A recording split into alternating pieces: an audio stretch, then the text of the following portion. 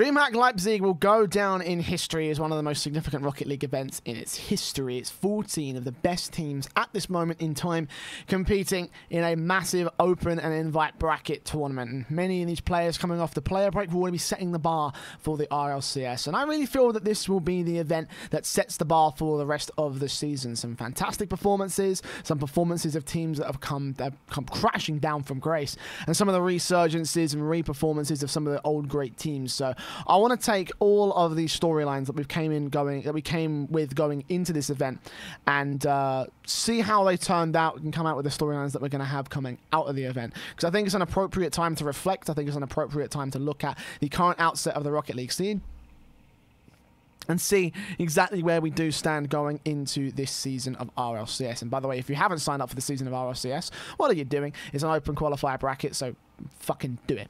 So we'll start with some of the underperformers of this particular tournament, because there are two teams that stand out to me that really should have, in my opinion, gotten much further than they actually did in this particular tournament. The first one is Team Envious.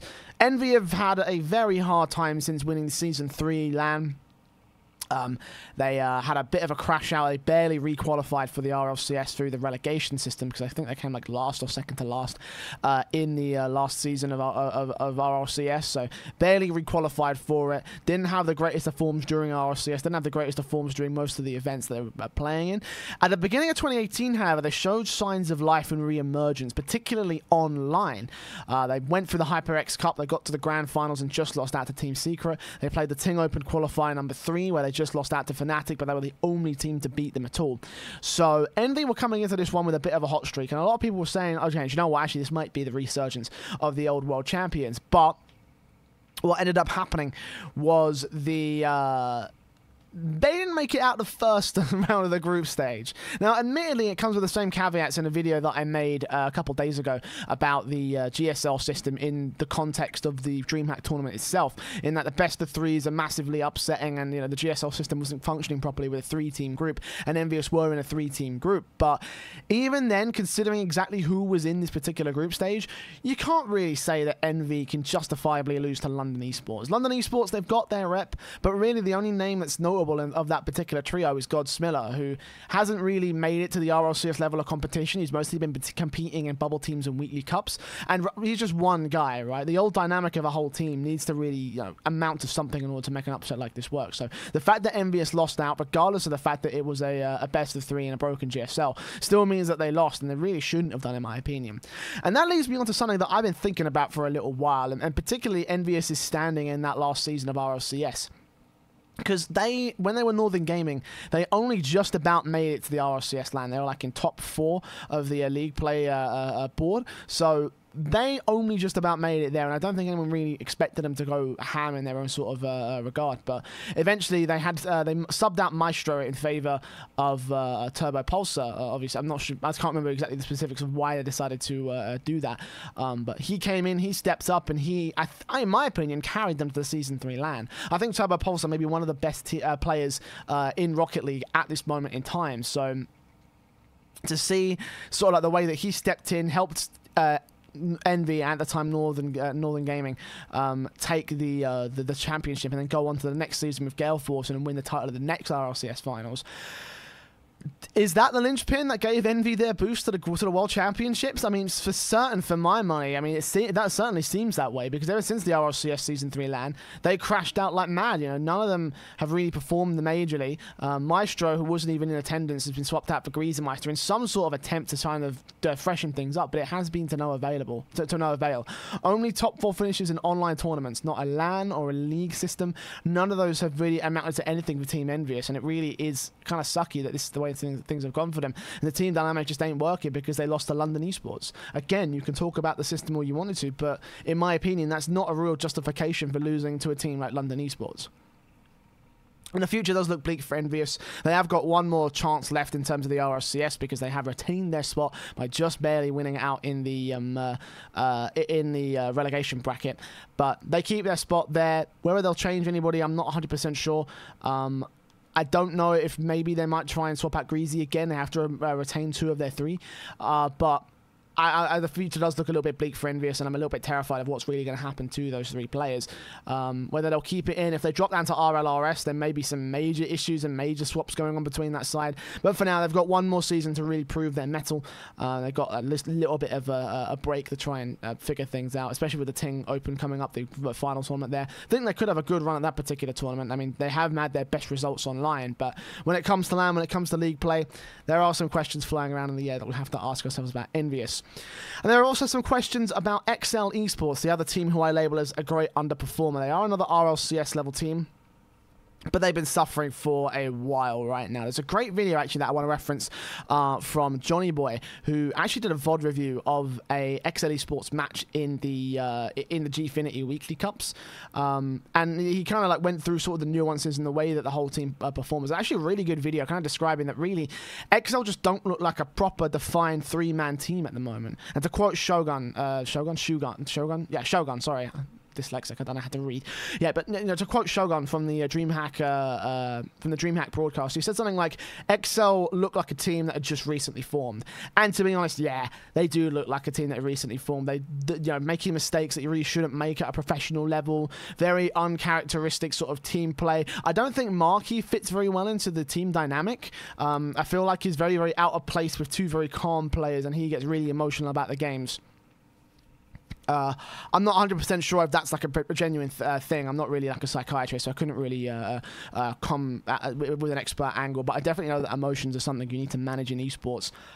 And I don't know if Marky fitting in with his other 2 teammates are really working in that regard. And XL, as a result, bombed out against the Juicy Kids. 2 series wins, 2-1 in an opening match, and then 2-1 in the decider match, meaning that they also dropped out in the opening group stage. And again, it's a question of it's a situation of they got one more chance in the next season of the RLCS to try and prove their mettle, and if they drop down to RLRS, there might be some serious repercussions about that. They've still got their elite series spot, so they can get some LAN practice in the hopes that maybe when they go to the World Finals, if they can get to the World Finals, then there's a chance there. But definitely a lot of questions about the form of this team, and a lot of things that you kind of need to wonder about whether they really have the opportunity available to them in the future.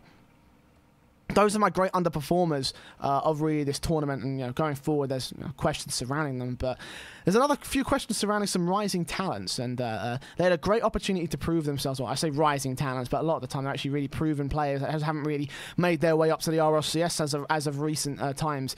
And they really had a chance to prove themselves in the group of death for day 2. In round 2, we had Group D, which in my opinion was the most significant stage of this whole tournament. This group, I think that whoever won this group, whoever made it out this group, were the shoo-ins for the grand finals, to be honest. They had Gale Force in it, they had G2 in it, had Fnatic and Team Secret. For me, Gale Force and G2 are the 2 best teams in the world. Gale Force are the current world champions of RLCS, also came second at the ELEAUGE Cup, so that's top two runs back-to-back in a row at LAN.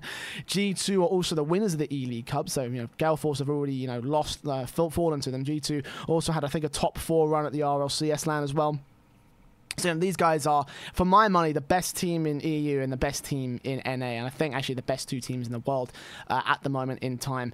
Where you want to rank them is all down to you and your own personal preferences, but for me, that's where I'd put them. And with Fnatic and Team Secret, Fnatic, well, the old leftovers team, were unproven for an entire season. They played in the RLRS, and they smashed everything out of the way. Very, very simple stuff coming in for those guys during that particular league. And they have a ridiculous amount of talent. I honestly thought that they were probably the best, the odds-on favorite team to really, if you had to pick one team to upset every one of the big players and make it to the finals, I think it would have been them. And having them sorted into this group, really, to try and push G2 and Gale Force Esports off the map before they got to the playoffs, I think that would have been a great opportunity for someone like Fnatic to get rid of one of the big names before they made their quarterfinal, semi, and final run through the playoffs. And Team Secret are also another set of rising talents. Had a couple of great online victories, but they were yet to prove themselves at LAN, and they were my other pick for the dark horse of the tournament, because they had a massive surge during the Hyper Cup, beating out some really reputable names like Team Envious, all the caveats aside. So seeing this kind of a group, really, you couldn't have made it up. Like, you know, this is probably the best part of the group stage for me, and the way that matches also played out as well. It kind of felt like it was going to be a very, very intense sort of showing, because they had G2 and Galeforce Esports facing off in one decider match, and Fnatic and Secret facing off against each other in the other deciding match. So you had two matches that were really just kind of proof of concept. Like, okay, you win this match, you go on to face one of the best teams. Or if you're Fnatic and Secret, you go on to face against one of the best teams in the world. And if you're Galeforce and G2, you win this match, you go on to face up one of your challengers, one of your significant rivals in this tournament.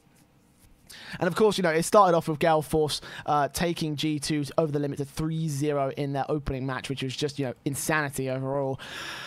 To see them go, you know, that easily over G2 was very, very surprising. I'm not sure if it was just like the opening day blues, because G2 eventually came back and got some very, very easy victories and very dominating the performances over. But, you know, Galeforce were in the winners match. Fnatic took on Secret and they took it over 3-0. Not surprising for me. Secret, I think, were the weakest team in this group.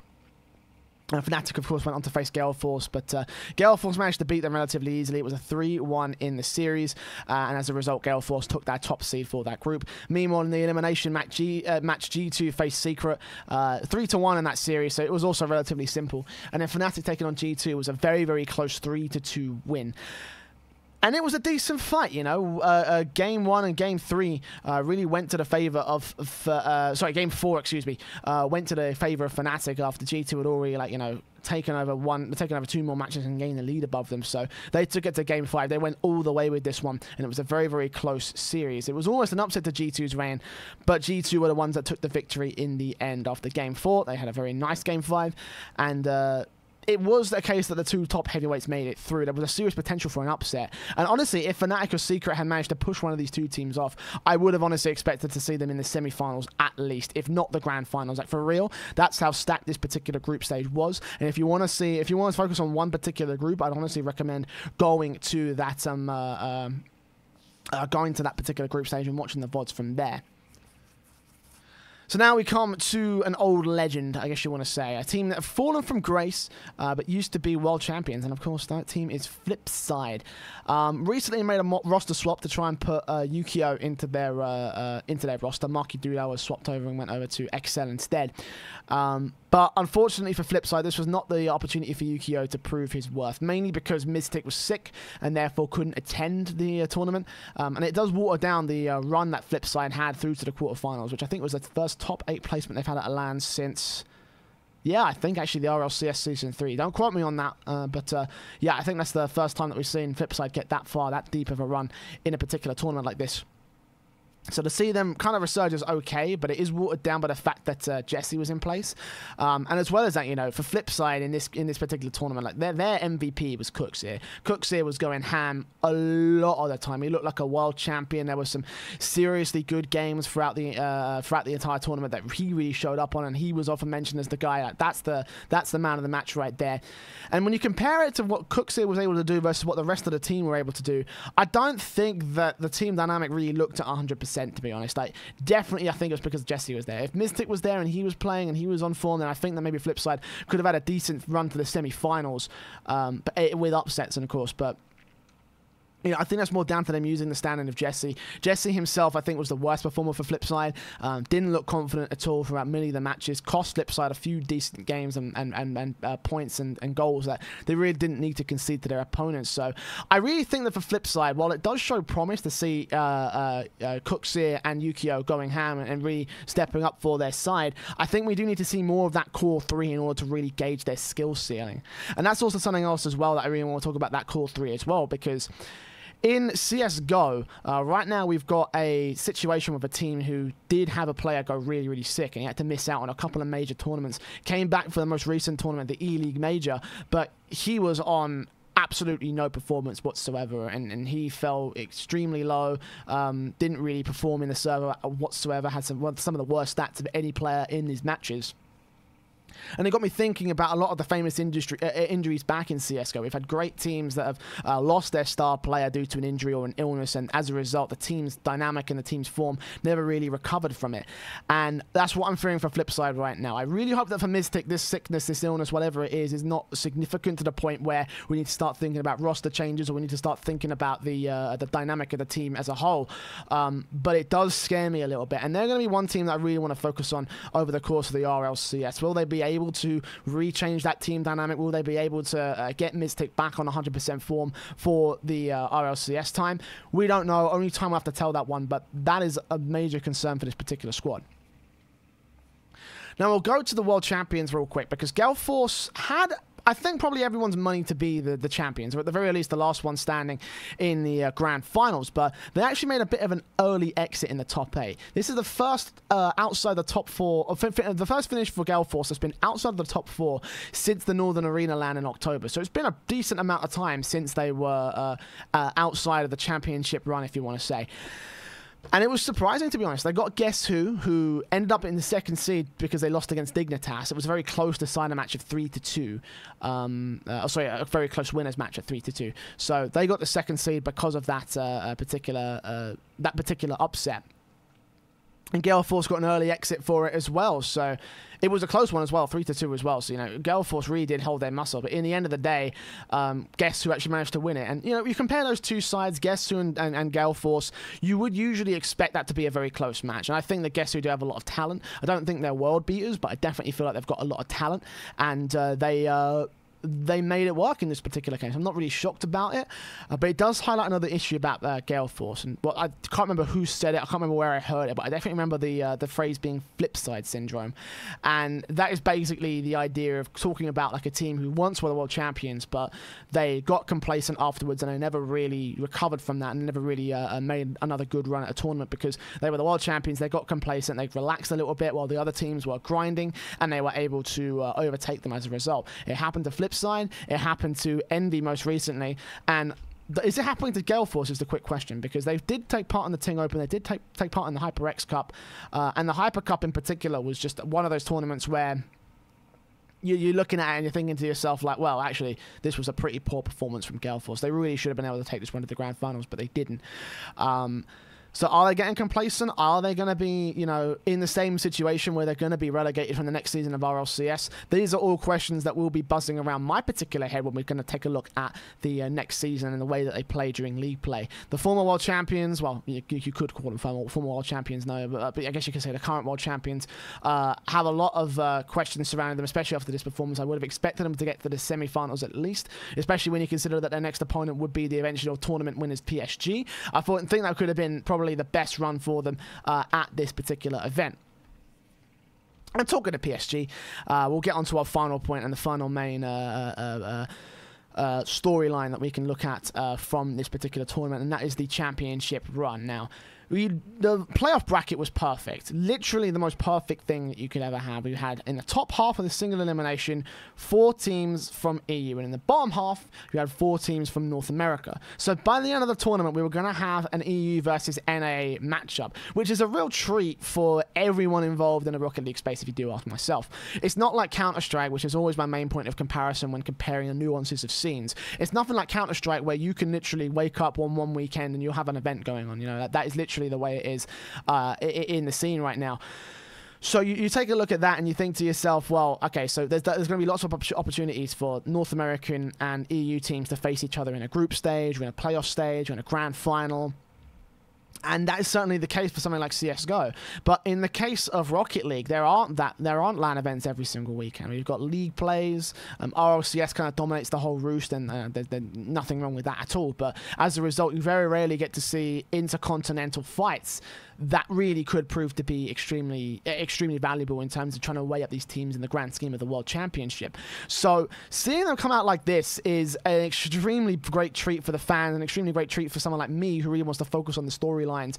And the best storyline that you can come out of in the Rocket League scene, especially when it comes to a world event like this, is EU versus NA. So we were guaranteed to have the best in the world at that one isolated tournament from EU, and the best in the world at this one isolated tournament from NA facing each other in the grand finals. And that's exactly what happened. We had PSG on one side of the bracket. Had a very good run. They got through the group stage very, very easily. Splice and Veritas was in the first round of Group H. They got through first place. Equinox, Ghost, and London Esports in Group A in the second stage. They got through that no problem. And G2 obviously made it through in that group of death only barely in the decider match. And through their particular side of the NA bracket, they beat Dignitas and NRG, which are two very, very good teams, by the way. PSG had a very good run of their own accord. Faced Flipside Tactics in the quarterfinals. It was a 3-2 reverse sweep, a very epic game. I'd say that if you want to watch some Rocket League esports and some of the more recent games right now, I'd say go to that one. And then go to the grand finals, because the grand finals was damn well good. But yeah, it was a great reverse sweep from PSG, 2-0 down up to 3-2 up. And in Game 4, they almost lost it by the skin of their teeth, but they managed to turn a 3-1 scoreline into 3-3 in just 30 seconds. It was one of the most epic comebacks I think you're ever going to see in a Rocket League event. So, GG, well played to them for managing to make that work. It was absolutely intense, a very, very good game to watch.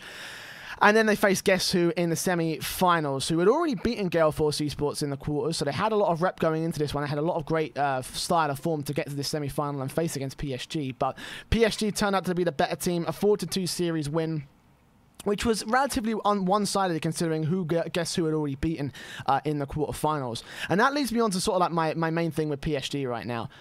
Actually, do you know what? I'll save that point for the end, because we'll cover the grand finals, and then I'll talk about what I want to talk about with PSG's form. Because the grand finals was absolutely hype. It was a 4-3 series, all 7 games, all the way through. And I pinned it to be a series to G2, mainly because their form is a lot more consistent. They will have taken a top 4 position at the last 2 major tournaments, those being RLCS LAN and the E-League Major. The E-League Cup. Actually winning the E-League Cup, of course, as you all know. So I definitely pinned them to be the odds-on favourite, because for me, PSG is a team that have a great sense of talent, but they don't have a whole lot of consistency. The way that I like to describe PSG is the closest comparison to me is a team in CSGO called G2. And the G2 CSGO squad is incredibly good at making ridiculous runs, but also incredibly susceptible to losing ridiculously. Like, they have the highest skill ceiling but the lowest bottom floor of anyone in the CSGO space. And I think that's the same with PSG. And the whole Rocket League scene, and especially in the top echelons, I think they're the team that has the highest skill ceiling, but also the greatest chance to bomb out of any tournament so easily. So for them in this case, I think they hit their ceiling very, very hard. That's why they were able to take a relatively confident victory above Guess Who, and that's why they were able to push G2 to their very limits. So I don't think they hit the ceiling in this grand final. I think they got very close to it, and that's what led to this very epic 7-game series, which was back and forth from both sides. So many good shots, so many great setups, and you know, some mistakes coming into factor and some of them getting punished, some of them not. The main 2 players I focus on when it comes to mistakes is JNaps and Shorset, and I think the pressure really cracked for these 2 guys. JNaps was having spurts throughout this entire game where he was both, you know, incredibly good but also incredibly not. As the joke goes, the knapsack was sagging and then tight at the same time. So, excuse my dirty analogy, but hopefully that kind of makes a whole lot of sense to you, exactly what I'm talking about. Yeah, JNaps was able to get MVP of the tournament eventually because of his overall performance. I think that overall in the tournament he was very, very good. It was just this one grand final where he had a couple of lapses here and there, which really was what I think cost G2 quite a number of great opportunities to take the whole series over.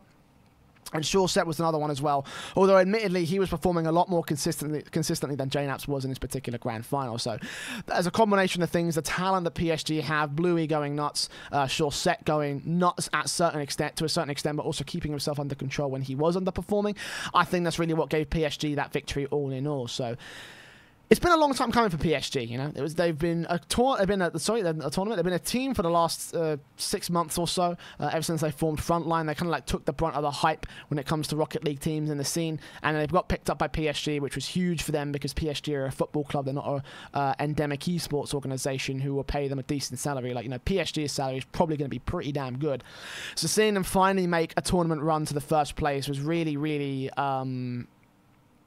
Was really, really fantastic for them because they have not made a very good deep run since Northern Arena where they got second. Outside of that, RLCS, they got top 6, which is okay, not fantastic. I don't think it's a world-beating run, but this time they had a world-beating run and they managed to claim the title as a result. So they are your DreamHack champions. The question now going forward is really, can PSG keep a hold of that top spot? Can they keep a hold of the consistency and the form that really pushed them to the point of being a top-tier team in this particular tournament? Because again, high skill ceiling, low bottom floor. And if they hit that low bottom floor during the rest of the season, in the next season that's coming up, then PSG are just going to go from being the most hyped team at the moment to the least hyped team in the whole scene. So lots of questions to be asked around those guys, lots of answers that need to be found. But for now, we are happy just to call them our champions. And G2, the commiserations to the runners-up. Potentially the best team in the world thanks to their result here, but we'll discuss that in a future video that I do have coming up. For now, though, I want to thank you all for joining me. I want to thank you all for listening to my rambling, and I do hope you do enjoy. If you did, then you can hit the like button and support the channel by sharing the video around. Of course, comment, let me know what you think and what your thoughts are about DreamHack as a whole, whether you agree or disagree with anything that I've said. Feel free to let me know. I always love the conversation. But till probably next week, since I'm going away this weekend for a birthday party, I will be seeing you around. So thanks for watching and take care.